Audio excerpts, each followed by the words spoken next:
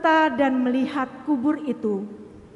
Juga mereka melihat bagaimana jenazah Yesus dibaringkan. Setelah pulang, mereka menyediakan rempah dan minyak mur, dan pada hari Sabat mereka beristirahat menurut hukum Taurat.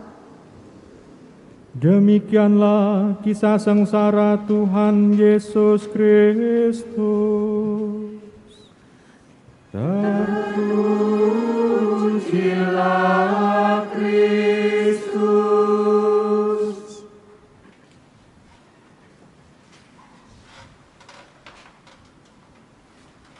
Ibu, Bapak, saudari-saudara terkasih,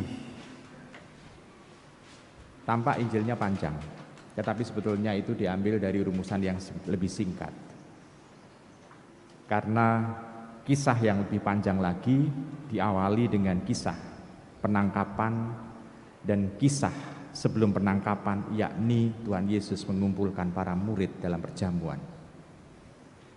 Yang diambil singkat. Itu pun mungkin Anda yang mendengarkan itu merasa kok dawa banget gitu. Karena saking panjangnya sehingga Romo membutuhkan pembaca lain untuk membantu. Baik, kalau saya membaca seperti itu panjangnya luar biasa, itu memang belanggemen. Ibu, Bapak, saudara terkasih, tadi pada awal saya katakan bahwa Tuhan Yesus memasuki Yerusalem, yaitu kota damai sebetulnya. Aslinya nama itu Yerusalem. Dan kadangkala itu nanti diterjemahkan ke bahasa Arab menjadi Darussalam gitu ya. Artinya sama, salam, shalom, damai. Tetapi yang dialami oleh Tuhan Yesus bukan Daru Shalom, tetapi Daru Zalim, penuh dengan kezaliman. Dia mengalami itu. Dan kita bisa melihat bahwa justru orang-orang Yahudi pada waktu itu bisa bersatu, bersekutu dengan Herodes, padahal biasanya mereka itu konflik. Konfliknya biasanya adalah orang-orang Farisi konflik dengan orang Saduki. Tapi mereka bisa bersatu karena mau membunuh Tuhan Yesus. Dan mereka bisa bersatu dengan Herodes, bisa bersatu juga dengan Pilatus. Pendek kata, mereka seolah-olah mengungkapkan kalau ada satu musuh yang sama, mereka bisa bersatu untuk membantai orang itu. Dan dalam bacaan Injil, kita tidak melihat ada satu kesalahan pun dari Tuhan Yesus yang menjadi alasan dia harus mati. Maka pada waktu dulu itu hukum itu sudah baik, hukumnya itu sudah adil, tetapi penerapannya tumpul untuk ke atas, tetapi tajam untuk ke yang minoritas. Jadi tajam ke yang minoritas, karena kelompok Tuhan Yesus kan kelompok kecil, tapi tumpul di mayoritas. Maka kita bisa melihat Tuhan Yesus seolah-olah menjadi tumbal di sana. Tetapi apa yang dilakukan oleh Tuhan Yesus dan yang menjadi istilahnya itu kematiannya juga dirasakan sampai zaman sekarang. Kita melihat beberapa waktu yang lalu, beberapa tahun yang lalu, saudara-saudara kita yang menjadi martir untuk abad 21 ini atau milenium ketiga ini, yaitu saudara-saudara kita yang di Syria dan yang di Irak. Karena kekerasan orang, mereka dibantai dan mati, menjadi martir. Zaman sekarang kita bisa melihat yang ada di Ukraina, mereka menjadi korban juga. Ibu bapak, kalau dalam koran headline ditulis gempa bumi, lalu biasanya ada tulisan meninggal berapa orang, kita sudah bisa mengatakan kasihan, dan kita berusaha untuk menyumbang sesuatu untuk mereka karena bencana alam. Tetapi sekarang di situ yang kita hadapi adalah itu korban bukan karena alam, bukan karena bencana, tetapi karena kekerasan manusia. Keprihatinan yang ada, dan Tuhan Yesus mengalami itu terlebih dahulu. Ada sesuatu. Kenapa kok Yerusalem itu seperti itu? Ya, karena mereka, kalau Anda dengar tadi pada waktu pembacaan, teman-teman yang ada di mimbar, itu tensinya pada waktu membaca itu kan pakai nada tinggi semua, tensi tinggi. Untuk menggambarkan apa? Untuk menggambarkan kekerasan kepala mereka, kekerasan hati mereka, orang-orang Yerusalem itu. Di orang-orang Yerusalem yang keras kepala itu yang dihadapi oleh Tuhan Yesus, dan Tuhan Yesus tetap saja menghadapi mereka dengan kelembutan, dengan kasih-Nya. Biasanya kalau orang itu dilawan dengan yang namanya keras, biasanya orang akan mengeraskan dirinya untuk bisa melawan kekerasan orang lain. Tetapi Tuhan Yesus tidak. Sekarang pertanyaannya, mengapa Tuhan Yesus melakukan itu? Ibu, bapak, saudara, saudara terkasih dalam Tuhan. Karena ada satu hal yang mau diwartakan, nilai yang mau diwartakan untuk kita. Seandainya misalnya saya marah ya kepada seseorang, marahnya itu saya meluapkan emosi saya, pokoknya serba emosional dikeluarkan. Orang itu pasti akan juga membalas dengan cara yang lebih kejam. Ora trimo, maka saya mungkin menghantam. Orang yang dihantam itu ora trimo juga, tidak menerima tindakan saya.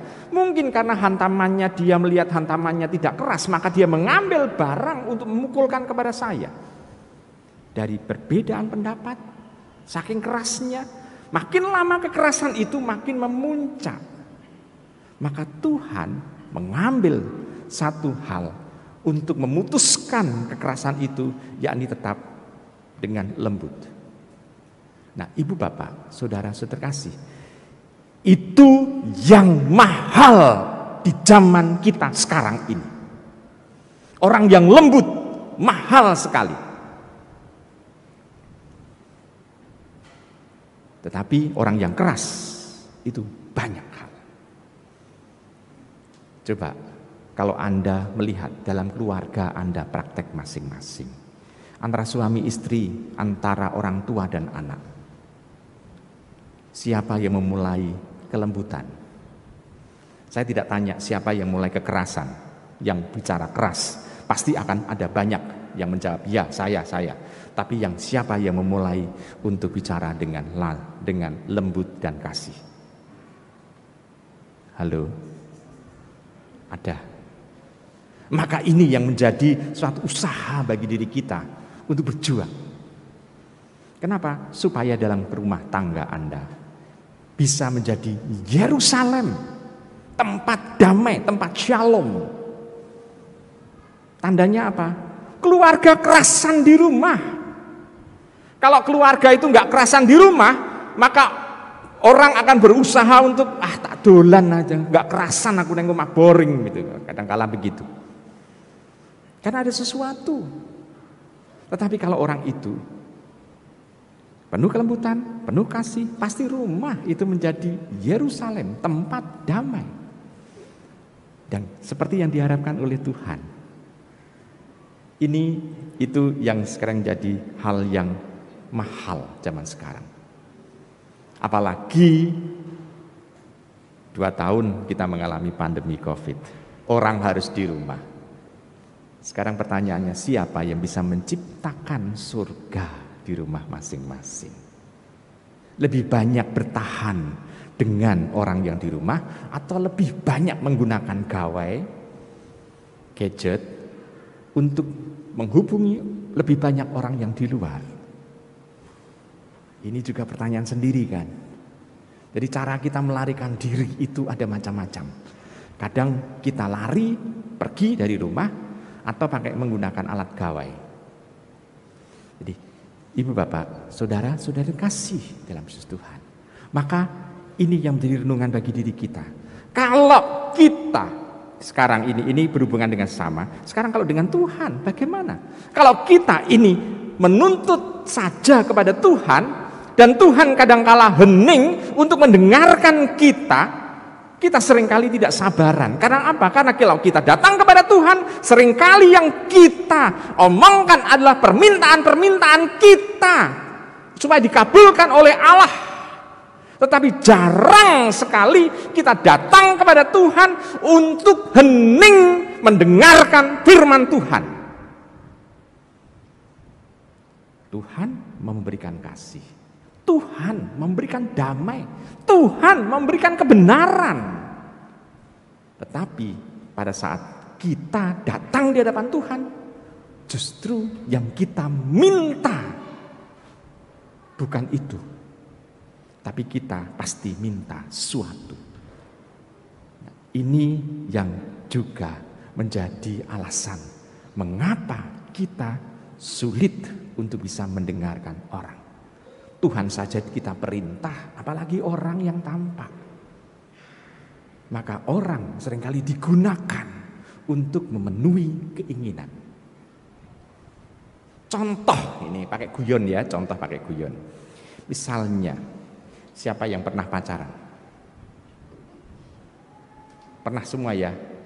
Ya, termasuk Romonya.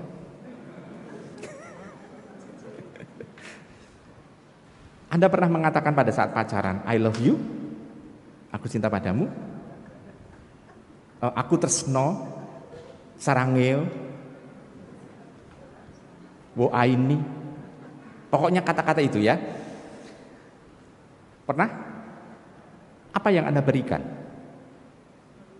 Dan apa yang Anda terima pada saat kata itu terucap? Apa yang Anda berikan dan apa yang Anda terima?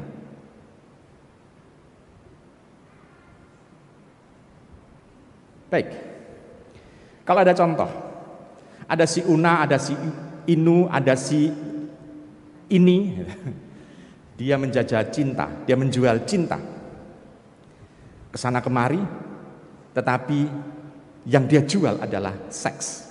Apakah cinta itu identik dengan seks? Halo? Selalu begitu? Anda mencintai anak berarti Anda juga melakukan itu? Enggak kan? Tidak. Tapi orang sudah menyalahgunakan kata cinta. Lalu yang kedua, contoh kedua lagi.